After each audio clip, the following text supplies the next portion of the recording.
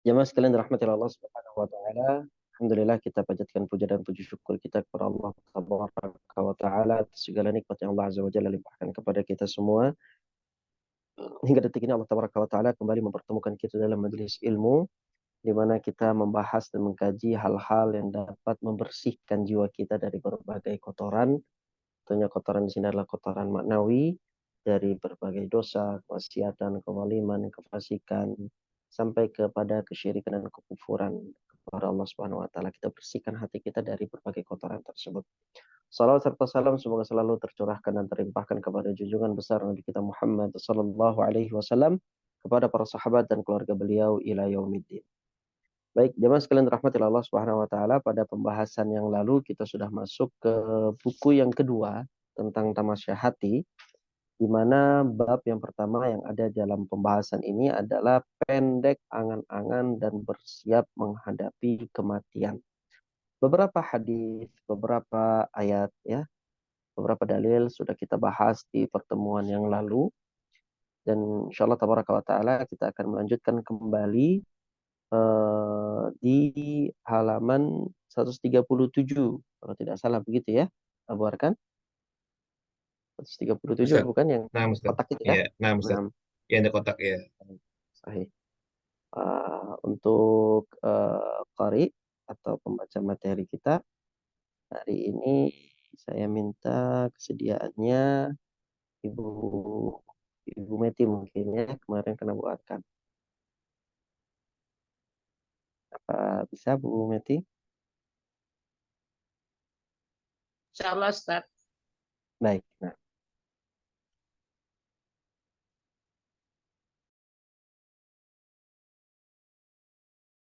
Bismillahirrahmanirrahim. Satu, sebab panjang angan-angan dan solusinya. Itu kan ya Ustaz sekarang? ya benar. Ya. Satu, sebab panjang angan-angan dan solusinya. Panjang angan-angan mempunyai dua sebab. Ada kalanya karena kebodohan dan ada kalanya karena cinta dunia. Cinta dunia ialah kalau seseorang menyukai dunia, kesenangan, dan kenikmatan-kenikmatannya, serta hatinya merasa berat berpisah dengannya. Hal itu pun akan menghalangi hati dan memikirkan kematian yang menjadi sebab perpisahannya. Setiap orang membenci sesuatu, pasti akan mencegah dirinya darinya. Sangat Sangat senangnya manusia berangan-angan perkara batil, sehingga selamatnya akan mengharapkan sesuatu yang sesuai dengan keinginannya, yaitu hidup kekal di dunia. Ia akan selalu membayangkan dan memikirkannya di dalam hati. Selain itu, ia juga memikirkan hal-hal yang menjadi tuntutan kehidupan dan apa yang ia butuhkan, terdiri dari harta, keluarga, rumah, teman-teman, kendaraan, dan segala penunjang kehidupan di dunia. Hatinya akan terus digeluti pikiran seperti ini dan bukan terhadapnya. Bukan dan fokus terhadapnya. Lalu ia lalai dari mengingat kematian dan tidak mengakui kedekatannya. Bila suatu ketika dalam hatinya terbesit dekatnya kematian, juga kebutuhan untuk bersiap-siap menghadapinya, ia akan menundanya dan berjanji kepada dirinya dengan berucap, hati-hati, hari-hari masih terbentang luas di depanmu hingga kamu dewasa dan bertaubat. Ketika ia telah dewasa, ia berkata, sehingga menjadi tua. Ketika sudah tua, ia akan berkata, hingga selesai membangun rumah ini dan memenuhi perkarangan ini, atau sepulangnya dari perjalanan ini. Ia masih terus menunda-nunda. Ia tidak termasuk dalam suatu kesibukan kecuali ada 10 kesibukan lain yang masih akan ia selesaikan. Begitulah angan-angan berangsur-angsur waktu terus berlalu sehingga kematian menjemputnya pada waktu itu tidak ia sangka-sangka. Saat itulah sangat panjang penyesalannya. mayoritas penduduk neraka ialah orang-orang yang suka menunda-nunda dan mendengungkan kata nanti. Orang yang suka menunda-nunda tidak tahu bahwa yang mendorongnya berbuat tasif, menunda-nunda juga akan ada padanya besok hari. Seiring berjalannya waktu, penundaan akan semakin kuat dan kokoh. Seseorang tidak memenuhi kebutuhannya dan kebutuhan tidak akan selesai kecuali setelah terpenuhi.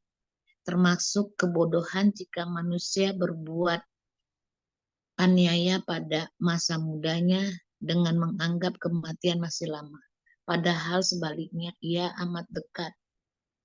Lelaki malang ini tidak berpikir seandainya orang-orang tua di kampungnya dikalkulasi jumlah mereka hanya sedikit. Jumlah mereka yang sedikit dikarenakan kematian pada usia muda lebih sering menimpa manusia. Hingga ketika seseorang tua meninggal, ribuan anak dan pemuda juga telah meninggal.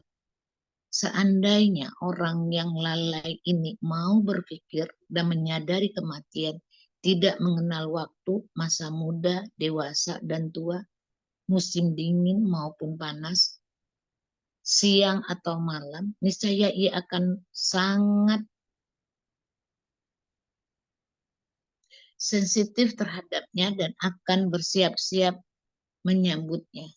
Ia mengira selamanya akan mengantarkan jenazah. Ia tidak berpikir kelak jenazahnya juga akan diantar. Sebab ia sudah terlalu sering menyaksikan kematian orang lain, sedangkan kematiannya sendiri tak pernah ia kenal. Karena itu, solusinya ialah hendaknya ia membandingkan dirinya dengan orang lain yang mengetahui bahwa jenazahnya akan diangkut dan dikuburkan di dalam kuburan. Mungkin saja tanah yang menutupi liang lahatnya telah digali dan dikosongkan. Sementara ia tidak mengetahui, mungkin saja kain kafannya telah disulam dan sementara ia tidak mengetahuinya. Jika benar demikian, tindakan naifnya selama ini benar-benar merugikan, merupakan kebodohan bila Anda telah mengetahui bahwa penyebab ialah kebodohan dan cinta dunia, maka solusinya adalah menghindari penyebabnya. Meskipun memikirkan cinta dunia dan dalam hati memang amat sulit. Menyingkirkan cinta dunia di dalam hati memang amat sulit. Sebab ia adalah penyakit ganas yang melemahkan orang-orang dahulu dan kemudian. Tidak ada obat untuknya kecuali beriman kepada hari akhir, siksa pedih, dan pahala agung yang terkandung di dalamnya. Ketika seseorang telah meyakini hal ini, cinta dunia akan menyingkir dari hatinya. Karena mencintai kemuliaan akan menghapus cinta kehinaan di dalam hati.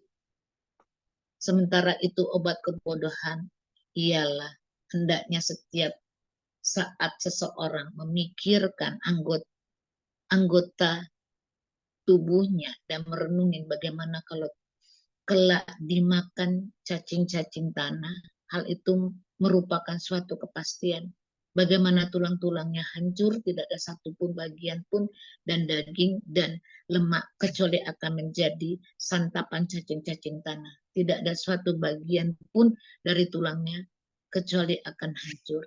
Kelak ia akan mengetahui kedua mata yang ia pergunakan untuk memandang sesuatu yang dihalalkan dan diharamkan, Allah juga akan diharamkan Allah juga akan disantap cacing tanah.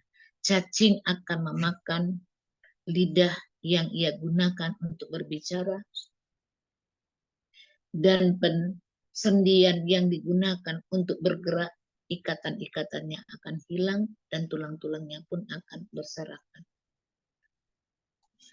Nah, Masya Allah. Di pembahasan ini disebutkan tentang sebab seseorang itu memiliki angan-angan yang panjang. Kenapa dia memiliki angan-angan yang panjang? Kenapa dia itu sulit sekali untuk mengingat kematian? Ya. Dan bagaimana solusinya untuk menghilangkan angan-angan yang panjang? Disebutkan oleh al-mu'allif, panjang angan-angan mempunyai dua sebab. Jadi orang itu ingin ini, ingin itu, gitu ya. Dalam kehidupannya, ingin rumahnya seperti ini, ingin mobilnya seperti ini ingin kehidupannya, ya pekerjaannya, prestasinya, jabatannya, ingin seperti ini, seperti itu. Ya. Ada dua sebabnya. Yang pertama ada kalanya karena kebodohan. Bodohnya dia tentang ilmu syar'i. Bodohnya dia akan ya kehidupan dunia yang fana ini. Bodohnya dia tentang bagaimana kekekalan dan abadinya kehidupan akhirat. Dan ada kalanya karena memang cinta dunia. Ya, makanya Allah Subhanahu wa taala di dalam Al-Qur'an seperti dalam surat Ibrahim mensifati orang kafir itu adalah mereka yang sangat cinta kepada dunia. Allah Azza wa Jalla wa wailul lil kafirin min adzabin syadid. Maka celakalah bagi orang-orang kafir di mana mereka akan mendapatkan azab yang pedih. Siapa mereka? Kata Allah, alladzina yastahibbuna al-hayata dunya 'alal akhirah. Itu mereka yang memprioritaskan gitu ya, memprioritaskan kehidupan dunia dibandingkan akhirat. Sangat cinta sekali dengan kehidupan dunia sehingga menjadikan mereka lupa dengan kehidupan akhirat. Sehingga seorang mukmin dia menjadikan dunia ini sebagai sijen. Dia menjadikan dunia ini sebagai ya seperti yang Nabi sabdakan, dunia sijinul mukmin. Dunia itu adalah penjara bagi seorang mukmin. Janatul kafir. Dan dunia ini adalah surga bagi orang-orang kafir. Karena dia menganggap dunia ini surga, maka dia cinta sekali dengan dunia. Adapun orang mukmin dia tidak ada kecintaan yang begitu dalam kepada dunia. Ya, dunia ini hanya sekedar di tangannya saja. Dunia ini ya tidak ada di dalam hatinya. Akhirat yang ada di dalam hatinya. Sehingga dikatakan cinta dunia ialah kalau seseorang menyukai dunia, kesenangan dan kenikmatan-kenikmatannya, serta hatinya merasa berat berpisah dengannya. Berat sekali berpisah dengan harta, berat sekali berpisah dari dunia. Ini sudah merupakan tanda dia itu sangat cinta kepada dunia. Hal itu pun akan menghalangi hati dari memikirkan kematian yang menjadi sebab perpisahannya. Jadi seakan di sini al-mu'alif memberikan isyarat kepada kita, kalau seandainya kita ingin ya mudah untuk mengingat kematian dan akhirat, maka ceraikanlah dunia dari hati kita, gitu ya.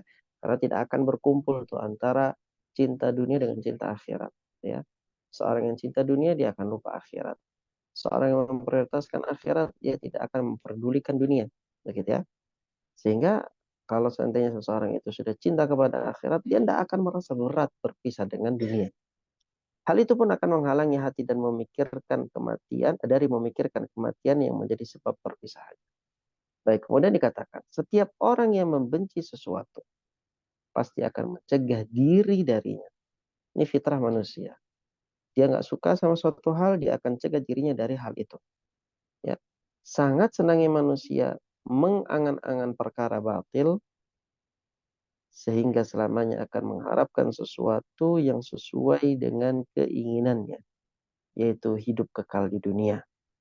Nah ini ya, kalau seorang sudah melampaui batas dalam kecintaannya kepada dunia, dia akan menginginkan hidupnya kekal dan abadi di dunia, dan ini hayhata ya. Mustahil, itu tidak akan terjadi. Kemudian dikatakan ia akan selalu membayangkan dan memikirkannya di dalam hati, saking ya eratnya, melekatnya hati dia kepada dunia. Dia sangat tidak mau untuk melepaskannya. Selain itu, ia juga akan memikirkan hal-hal yang menjadi tuntutan kehidupan dan apa yang ia butuhkan. Terdiri dari harta, keluarga, rumah, teman-teman, kendaraan, dan segala penunjang kehidupannya di dunia. Hatinya akan terus digelayuti pikiran seperti ini, ya, dan fokus terhadapnya. Ya. Perkara-perkara dunia fokus, ya, memikirkan ini dan memikirkan itu. Lalu ia lalai dari mengingat kematian dan tidak mengetahui kedekatan kematian itu dari dirinya. Bila suatu ketika dalam hatinya terbesit dekatnya kematian, terbesit ya dalam pikiran dia tiba-tiba keingat mati, gitu. Juga kebutuhan untuk bersiap-siap menghadapinya, ia akan menundanya. Ya, sadar bahwasanya dirinya ini lalai, lalu teringat akan kelalaiannya. Dan dia mulai tersadar untuk segera mempersiapkan kematian. Tapi apa kemudian yang dia lakukan? Menunda. Tadinya ingin bertaubat, dia tunda taubatnya. Tadinya ingin memperbaiki sholatnya, dia tunda ya perbaikan sholatnya. Yang tadinya ingin memperbaiki tilawah Qur'annya, zikirnya, sholat malamnya, ditunda itu semua. Ya. Dan dia berjanji kepada dirinya dengan berucap, hari-hari masih terbentang luas di depanmu hingga kamu dewasa dan bertaubat. Maknanya apa? Masih muda, nanti saja taubatnya, gitu ya. Masih muda, masih remaja, nanti saja taubatnya kalau sudah dewasa. Kemudian ketika ia telah dewasa, ia akan berkata, nanti taubatnya hingga nanti tua. Ya. Kalau sudah dewasa, ia akan katakan, taubatnya nanti saja kalau sudah tua. Ketika ia sudah tua, ia akan berkata, ya, taubatnya nanti hingga selesai membangun rumah ini, memenuhi pekarangan ini, sepulangnya dari perjalanan ini, dan terus-menerus ia masih menunda-nunda. Jadi ya ini sama dengan apa yang kita sampaikan di pertemuan yang lalu, bagaimana Nabi Shallallahu Alaihi Wasallam ya eh, mengingatkan kepada kita bahwasanya kun fid dunya ka'annaka gharibun aw abirus sabil. Jadilah engkau laksana orang asing ya di dunia ini dan orang yang menyeberangi jalan. Ibnu Umar setelah meriwayatkan hadis itu dia berkata, jika engkau berada di pagi hari, janganlah engkau menunggu datangnya sore hari untuk beramal. Langsung amalkan amal itu di pagi hari. Ketika engkau berada di sore hari, jangan menunggu pagi hari untuk beramal, langsung beramal di sore hari. Ya.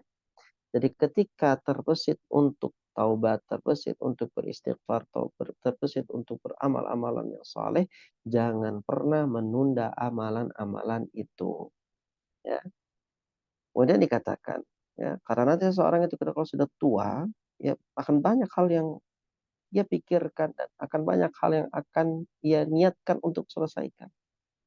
Ya, nanti saja tobatnya ketika selesai membangun rumah ini, memenuhi pekarangan ini, sepulangnya dari perjalanan ini. Terus dia masih menunda-nunda. Dia tidak masuk dalam suatu kesibukan kecuali ada 10 kesibukan lain yang masih akan ia selesaikan. Jangankan satu kesibukan itu gitu ya. Ya. Ketika dia masuk dalam suatu kesibukan itu, di depannya ada 10 kesibukan lain yang harus dia selesaikan. Kalau mau begitu, kapan taubatnya? Gitu ya. Karena kalau diikuti, kesibukan dunia itu tidak akan pernah ada habisnya. Tidak akan ada pernah ujungnya. Selesai satu kesibukan akan ada kesibukan yang lain. Selesai dari kesibukan ini akan ada kesibukan yang itu. Sehingga kalau seandainya taubatnya, istighfarnya, ibadahnya, persiapan kematiannya ditunda-tunda, kapan dia akan taubatnya dan kapan dia akan persiapan? Begitulah berangsur-angsur waktu terus berlalu. Hingga kematian menjemputnya pada waktu yang tidak ia sangka-sangka. Kenapa dikatakan tidak disangka-sangka? Karena dia menyangka di waktu itu dia sedang berada dalam suatu kesibukan yang sudah dia rencanakan sebelumnya. Dia tidak pernah merencanakan dia akan mati di hari itu. Tapi ternyata perkara itu bukan di tangannya. Perkara itu adalah sesuai ketetapan Allah Subhanahu wa taala dan Allah jadikan kematian itu adalah hal yang gaib. Hal yang tidak ada yang mengetahui kecuali Allah.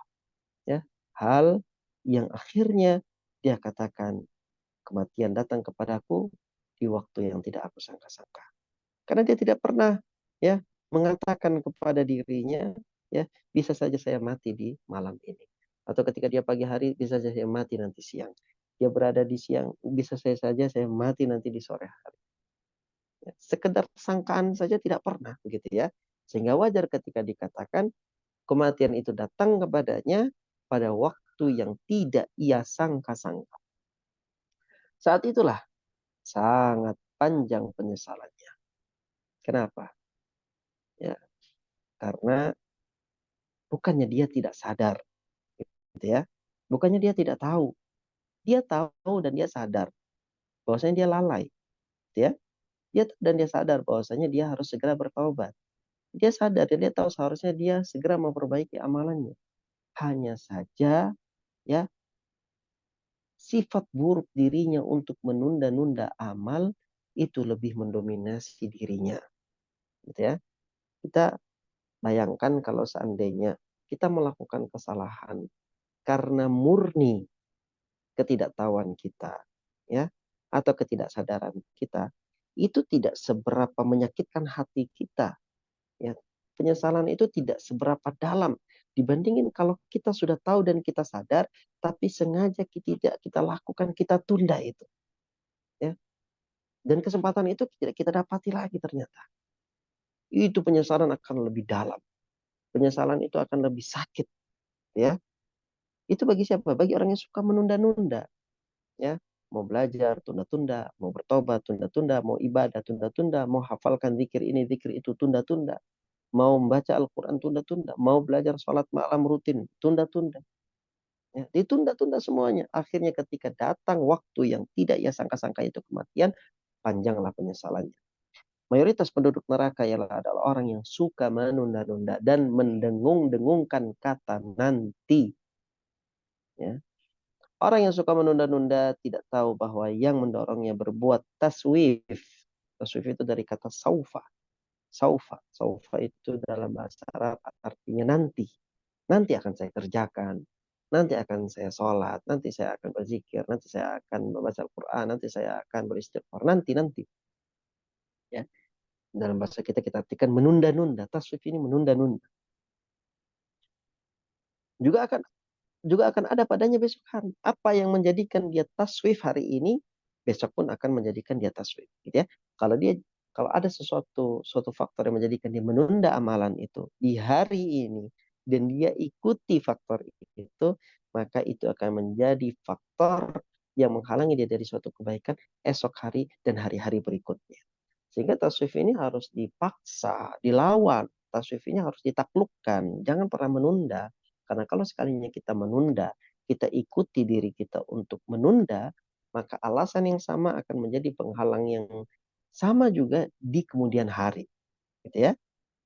Sehingga makanya dikatakan di sini. Juga akan ada pada besok hari. Ya. Seiring berjalannya waktu, penundaan akan semakin kuat dan semakin kokoh.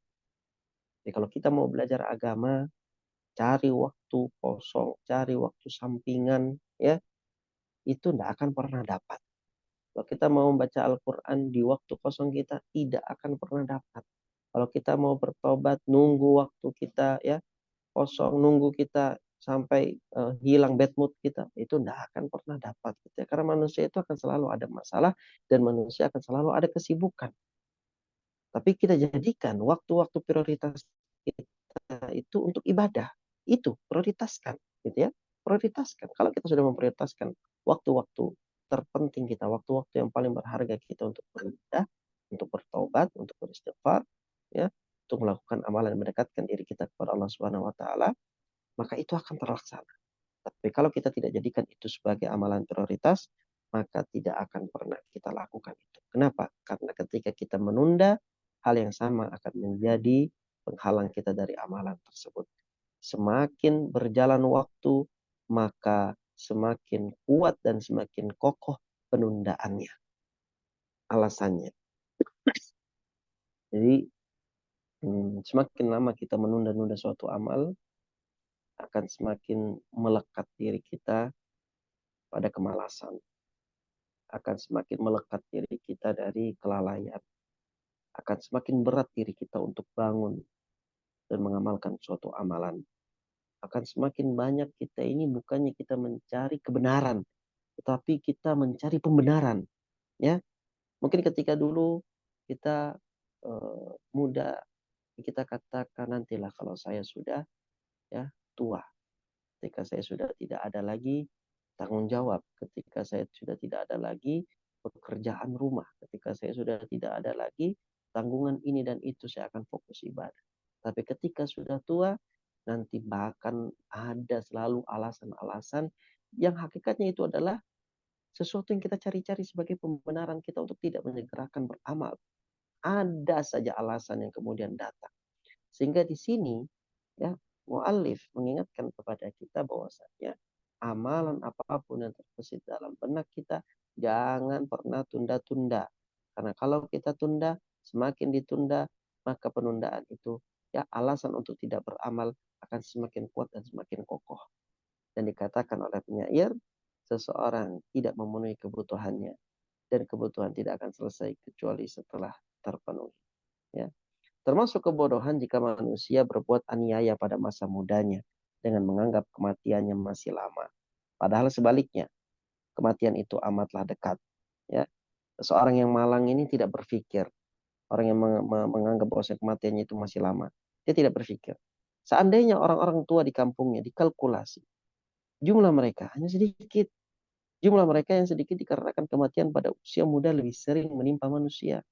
Ya, hingga ketika seseorang yang tua meninggal, ribuan anak dan pemuda juga telah meninggal. Bukan berarti yang meninggal itu hanya orang tua saja. Ya, begitu banyak orang yang meninggal di usia muda dan di usia kecilnya. Seandainya orang yang lalai ini mau sedikit saja berpikir dan menyadari kematian tidak mengenal waktu, masa muda, dewasa, tua, musim dingin, musim panas, siang atau malam, niscaya ia akan sangat sensitif terhadap kematian dan akan bersiap-siap menyambutnya. Ia mengira selamanya akan mengantarkan jenazah. Ya, dia mengira bahwasanya dirinya ini diciptakan untuk mengantarkan jenazah. Dia tidak pernah mengira bahwasanya dia akan diantarkan jenazah dirinya. Gitu ya. Jika dikatakan ia tidak berpikir, kelak jenazahnya juga akan diantar. Sebab ia sudah terlalu sering menyaksikan kematian orang lain. Sedangkan kematiannya sendiri tak pernah ia kenal. Karena itu solusinya ialah hendaknya ia membandingkan dirinya dengan orang lain dan mengetahui bahwa jenazahnya akan diangkut dan dikubur di dalam kuburan.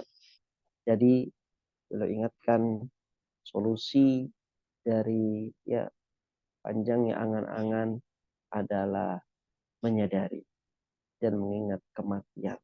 Orang yang kemudian mati di sekitar kita satu persatu dan kita lihat faktanya tidak memandang usia, ya, sebagaimana jenazah mereka itu akan diangkut, maka kita pun akan diangkut jenazah kita. Ya. Bagaimana jenazah itu akan dikuburkan dan ditinggalkan, ketahuilah bahwa rasanya jenazah diri kita juga akan dikuburkan dan ditinggalkan. Mungkin saja tanah yang menutup liang lahat telah digali dan dikosongkan, sementara ia tidak mengetahuinya. Ya. Mungkin saja kain kafannya telah disulam, sudah dijahit tuh kain kafannya, sementara ia tidak mengetahuinya. Jika benar demikian, tindakan taswifnya selama ini benar-benar merupakan kebodohan. Padahal kain kafannya sudah dijahit, ya, telah disulam. Tapi dia masih merasa dirinya akan hidup lebih lama. Padahal liang lahatnya telah digali, liang lahatnya telah dikosongkan. Tapi dia masih merasa dirinya akan hidup panjang di dunia ini. Maka kalau seandainya ini merupakan ya hal yang kemudian menjadikan dia melakukan taswif, menunda-nunda amal, menunda taubat, ini benar-benar merupakan kebodohan. Bila Anda telah mengetahui bahwa penyebabnya ialah kebodohan dan cinta dunia, maka solusinya adalah menghindari penyebabnya. Meskipun menyingkirkan cinta dunia dari dalam hati memang amat sulit. Sebab ia adalah penyakit ganas. Cinta dunia itu penyakit yang ganas. Yang melemahkan orang-orang dahulu dan kemudian. Tidak ada obat untuknya kecuali beriman kepada hari akhir. Beriman kepada siksa yang pedih. Beriman percaya akan pahala agung yang terkandung di dalamnya. Jadi keimanan kita kepada hari akhir, keimanan kita kepada siksa kubur, siksa neraka, keimanan kita kepada pahala dan surga, itulah satu-satunya obat ya untuk mengobati penyakit ganas yang disebut dengan cinta dunia. Makanya orang kafir tuh tidak bisa. untuk tidak cinta kepada dunia, mereka nggak bisa. Mereka sangat cinta kepada dunia. Kenapa? Karena mereka nggak punya poin ini. Mereka tidak punya beriman kepada hari akhir. Mereka tidak punya keimanan ya kepada siksa kubur, siksa neraka, pahala dan surga. Mereka nggak punya keimanan itu. Ya. Mereka berpikir bahwasanya mereka setelah mati ya sudah, gitu ya. Sehingga mereka jadikan kehidupan dunia ini adalah segala-galanya. Ketika seseorang telah meyakini hal itu, cinta dunia akan menyingkir dari hatinya. Karena mencintai kemuliaan akan menghapus cinta kehinaan di dalam hati. Jadi kalau kita sudah cinta sesuatu yang mulia yaitu akhirat, secara otomatis dunia yang hina itu akan hilang dari hati kita. Sementara itu obat kebodohan. Kalau tadi obat ya cinta dunia. Obat cinta dunia adalah dengan beriman. Ya. Sementara obat kebodohan adalah hendaknya setiap saat seseorang memikirkan anggota tubuhnya dan merenungi bagaimana kalau kelak dimakan cacing-cacing tanah. Hal itu merupakan suatu kepastian. Ya, ini tadi seorang yang bodoh. Bagaimana dia mengatakan hidupnya masih panjang, dia tunda amalannya, sedangkan kuburannya sudah digali, sedangkan kain kafannya sudah ditenun. Ya, nah dia harus pikirkan bagaimana kalau matanya digerogoti cacing, gitu ya. Dia harus renungi bagaimana kalau kemudian kepalanya, kulitnya, tangannya, kakinya, perutnya, ya dimakan oleh cacing. Ya. Sebagaimana dia lihat itu, ya di semua makhluk hidup, apapun yang mati dimasukkan ke dalam tanah, dimakan cacing, gitu ya.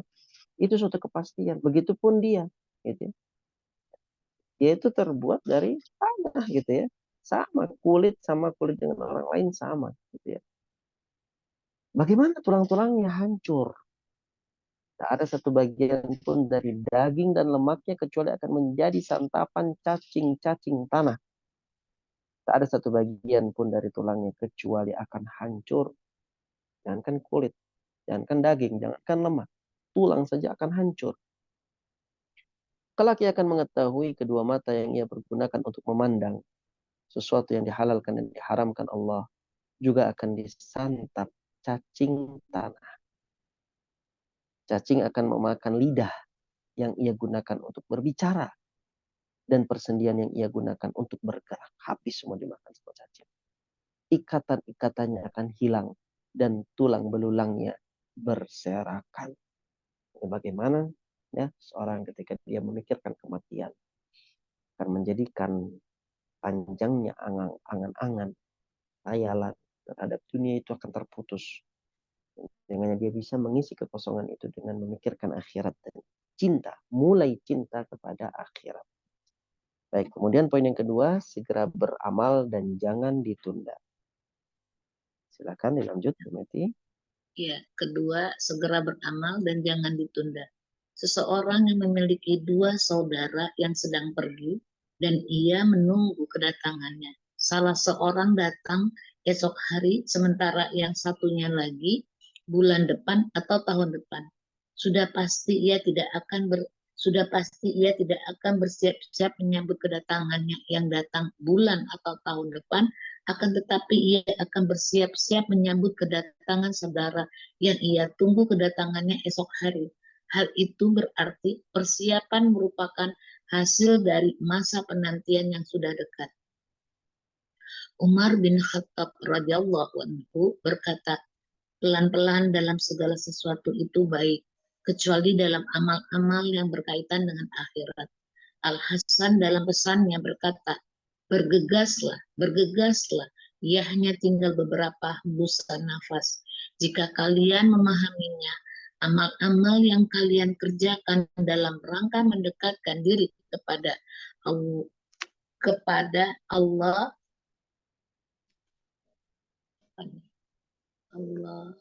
Allah akan terputus.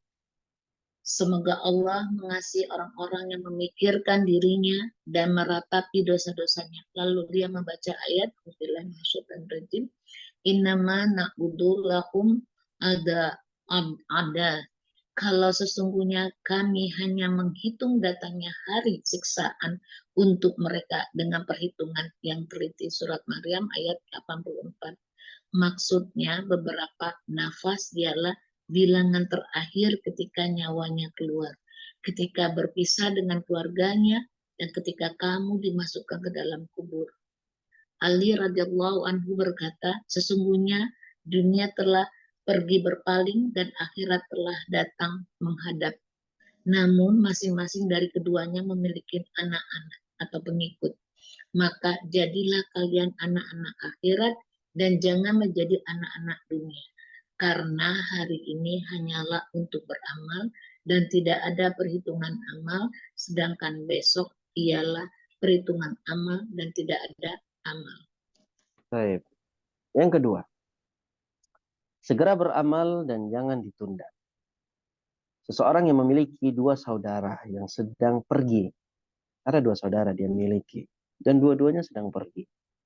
Dan ia menunggu kedatangan mereka. Ya. Salah seorang datang esok hari. Sementara yang satunya lagi bulan depan atau tahun depan. Dia telepon, dia kabari besok saya akan datang. Ini saudara yang pertama. Saudara yang kedua dia katakan saya akan datang sebulan lagi atau setahun lagi. Maka sudah pasti ia tidak akan bersiap-siap menyambut saudaranya yang datang bulan atau tahun depan. Kenapa? Masih lama. Datangnya masih lama.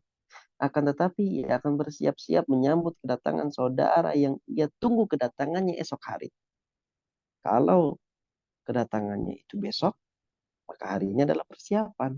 Ya, siapkan makanannya untuk besok, sambutan, siapkan bagaimana tempat tidurnya, tempat bagaimana kamarnya, disiapkan bagaimana nanti dia mandinya, berbesik badannya, bagaimana cucian pakaiannya, dan lain halnya. Ya, dia akan siapkan itu. Tapi kalau saudaranya yang nelpon, nanti saya akan datang setahun kemudian, tidak akan persiapkan apa-apa, karena masih lama, gitu ya. Hal itu berarti persiapan merupakan hasil dari masa penantian yang sudah dekat. Jadi kalau kita menganggap kematian itu dekat, kita akan mempersiapkan. Tapi selama kita menganggap kematian kita masih jauh, maka wajar kita tidak pernah mempersiapkan. Berarti mindset kita terhadap kematian itu harus dirubah. Kita harus benar-benar mengatakan, jangan-jangan besok pagi saya mati nih. Oke, apa yang harus saya benahkan? Apa yang saya harus benahi? Apa yang harus saya perbaiki? Apa yang harus saya lakukan? Sore ini, malam ini, apa yang harus saya lakukan? Karena besok saya mati. Begitu ya. Jadi amalan yang terbaik yang ia lakukan seakan-akan ia akan mati besok. Begitu. Lalu kemudian dikatakan, Umar bin Khattab radhiyallahu taala anhu berkata, pelan-pelan dalam segala sesuatu itu baik. Enggak terburu-buru dalam semua hal itu baik.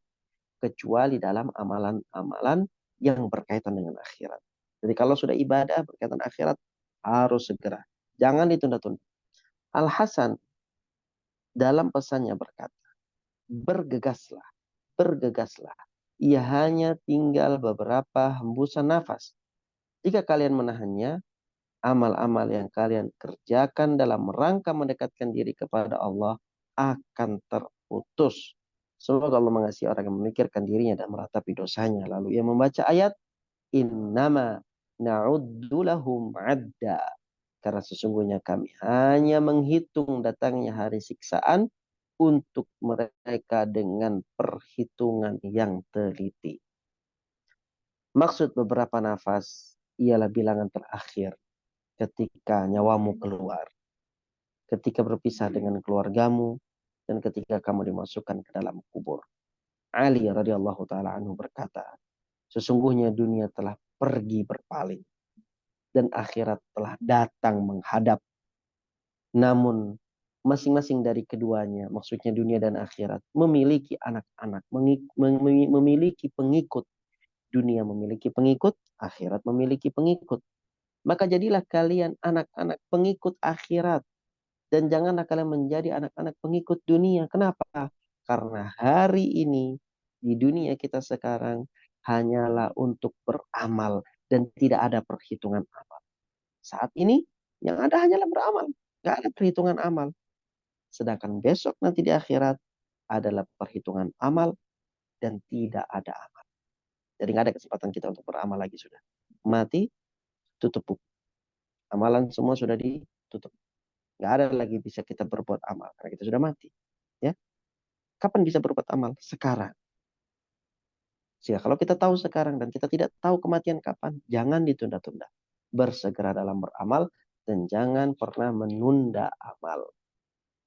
Baik, kemudian berikutnya, hendaklah orang mukmin menjadikan dirinya di dunia seakan-akan seorang musafir dan tidak pernah dan tidak tinggal permanen di dalamnya. Ia hanya berjalan menempuh perjalanannya dan tidak punya keinginan banyak mencari harta dunia. Poin berikutnya atau bab berikutnya adalah mengingat mati. Silahkan dilanjut, Umeti, masih ada sisa waktu. Baik, Ustaz. Mengingat mati. Segala puji bagi Allah yang memutuskan leher para raja yang sewenang-wenang, menghancurkan punggung-punggung penguasa dan memendekkan angan-angan kaisar dengan kematian. Mereka ialah orang-orang yang hatinya masih enggan mengingat kematian, hingga datang kepada mereka janji yang benar, lalu menjerumuskan mereka ke dalam neraka. Mereka pun beralih dan istana menuju ke kuburan. Terangnya buayan menuju gelapnya liang lahat. Bermain-main dengan selir dan budak menuju penderitaan cacing dan serangga. Menikmati makanan dan minuman menuju timbunan debu. Ramainya pergaulan menuju sepinya kesendirian. Dan tempat pembaringan yang lembut menuju tempat pertarungan yang menyakitkan. Lihatlah, apakah mereka menemukan perlindungan dan kematian dan bisa membuat tabir darinya. Perhatikanlah, adakah kamu melihat seseorang dari mereka atau kamu dengan suara mereka yang sama-sama Maha Suci, Zat yang tunggal dalam kekuasaan dan ketinggian yang meliputin ya, hak dan keabadian dan merendahkan mereka dengan makhluk dengan menemukan kematian mereka. Dia menjadikan kematian sebagai solusi bagi orang-orang yang bertakwa, janji untuk bersua yang menjadi hati mereka dan menjadikan kubur sebagai penjara bagi orang-orang yang celaka dan tahanan yang sempit bagi mereka hingga hari penentuan. Dia hendak memberikan kenikmatan dengan kenikmatan lahir.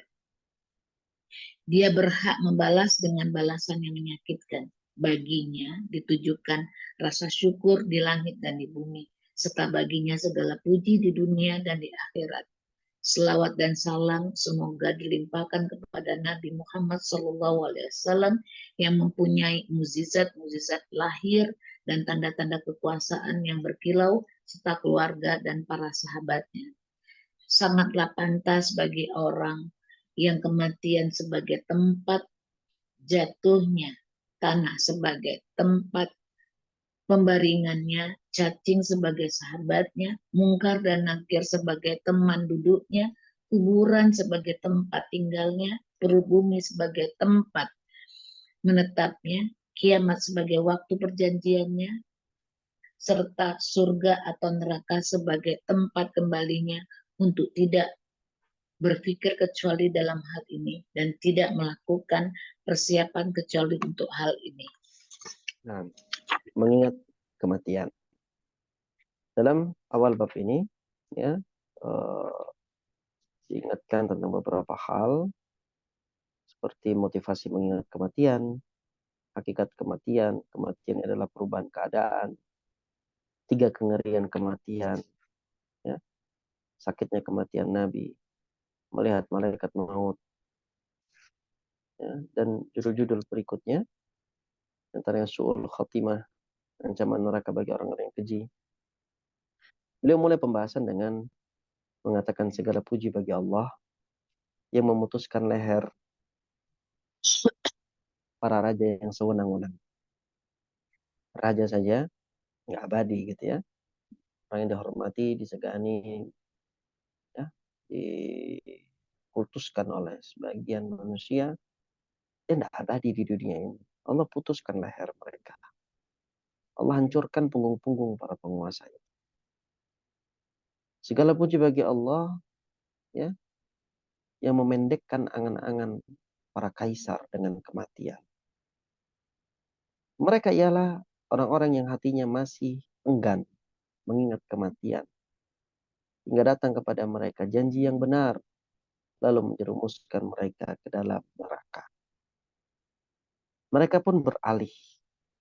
Tadi kan kaisar, raja, ya, para penguasa. Mereka beralih dari istana menuju kuburan. Terangnya buayan menuju gelapnya liang lahat. Bermain-main dengan selir dan budak menuju penderitaan cacing dan serangga. Menikmati makanan dan minuman menuju timbunan debu. Ramainya pergaulan menuju sepinya kesendirian. Dan tempat pembaringan yang lembut menuju tempat pertarungan yang menyakitkan. Semua beralih dari yang enak ke tempat yang tidak enak. Ya. Lihatlah, apakah mereka menemukan pelindung dari kematian? Tidak. Ya. Sekaya apapun seseorang, sehebat apapun kekuasaan dan jabatannya, seberapa hebat pun dan seberapa cerdas pun seorang manusia, tidak ada yang dapat menemukan pelindung dari kematian. Dan bisa membuat takbir darinya. Tidak ada yang seseorang bisa membuat penghalang antara dirinya dari kematian. Tidak ada. Kalau waktu itu sudah datang kematian, dia akan datang. Perhatikanlah, adakah kamu melihat seorang dari mereka atau kamu mendengar suara mereka yang samar-samar? Apa maksudnya? Para raja itu, para penguasa itu yang sudah mati. Masihkah kamu melihat mereka di dunia ini? Tidak ada. Ya. Tidak mentang-mentang mereka penguasa, akhirnya mereka bisa hidup lagi di dunia. Mati ya mati. Ya. Apakah kamu mendengar suara mereka yang samar-samar? Enggak sama sekali. Ya. Begitu juga kita. Kita kalau kita sudah mati, tidak akan ada yang bisa melihat kita lagi sudah di dunia ini. Tidak ada yang bisa mendengar suara kita. Terputus semua sudah hubungan. Komunikasi semua terputus. Maha suci zat yang tunggal dalam kekuasaan dan ketinggian, yaitu Allah Subhanahu wa taala, yang memonopoli hak keabadian. Abadi itu hanya Allah, dan merendahkan aneka ragam makhluk dengan menentukan kematian mereka. Allah menjadikan kematian sebagai solusi bagi orang-orang yang bertakwa. Janji untuk bersua yang menjadi hak mereka. Dan menjadikan kubur sebagai penjara bagi orang-orang yang celaka. Dan tahanan yang sempit bagi mereka hingga hari penentuan. Allah berhak, bukan manusia itu ya, manusia itu berhak mendapatkan kenikmatan dengan nikmat-nikmat lahir. Dia berhak mendapatkan balasan dengan balasan yang menyakitkan. Bagi Allah ditujukan rasa syukur di langit dan di bumi, serta bagi Allah segala puji di dunia dan di akhirat.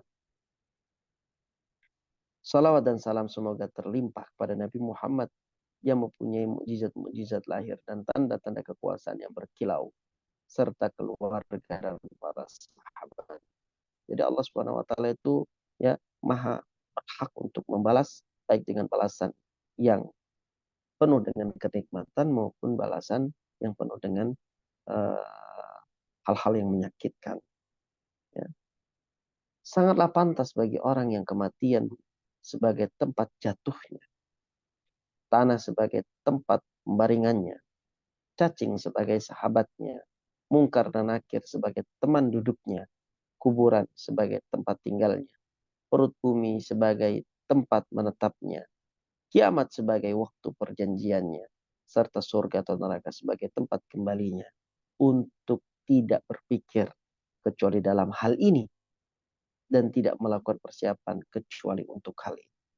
Jadi kalau dia sudah tahu, dia akan kembali kepada Allah, dia akan masuk dalam kuburan, dia akan berada di himpit tanah, dia akan bersama cacing, dia akan didatangi mungkar nakir, dia akan tinggal di dalam kuburan, dia akan menjadikan tempat menetapnya itu perut bumi, kiamat sebagai waktu perjanjiannya, surga atau neraka sebagai tempat kembalinya, maka tidak ada hal yang lebih pantas untuk dia persiapkan kecuali kematian. Ya, sehingga inilah yang akan menjadi pembahasan kita di dalam beberapa pertemuan yang akan datang tentang mengingat mati. Insya Allah tabaraka wa ta'ala, semoga dengan apa yang kita usahakan dari talabul ilmi ini menjadikan hati kita ini lebih lembut, ya, menjadikan hati kita ini lebih lunak dalam menerima kebenaran, ya, bersegera dalam beribadah kepada Allah Subhanahu wa taala, bergegas bertaubat kepada Allah Subhanahu wa taala, bergegas dalam melakukan ibadah-ibadah yang mendekatkan diri kita kepada Allah Subhanahu wa taala. Semakin takut kita dari adab Allah dan semakin berharap kita kepada karunia dan rahmat dari Allah. Semakin kita cinta kepada Allah Subhanahu wa taala dan semakin rindu kita untuk bertemu dengannya.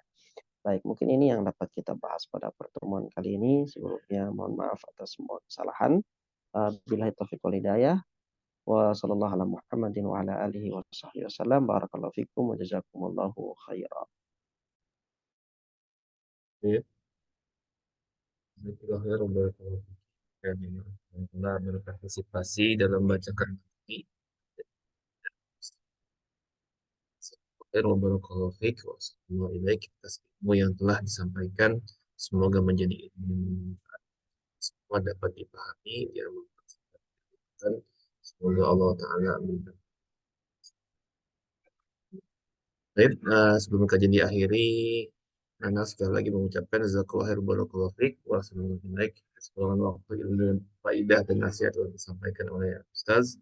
Semoga Ustaz dan keluarga serta kita semua selalu berada dalam Allah Subhanahu wa taala. Amin ya rabbal alamin. Amin. Baik, kita tutup majelis ini dengan doa kafaratul majelis. Subhanakallahumma wa bihamdika asyhadu an la ilaha illa anta astaghfiruka wa atubu ilaik.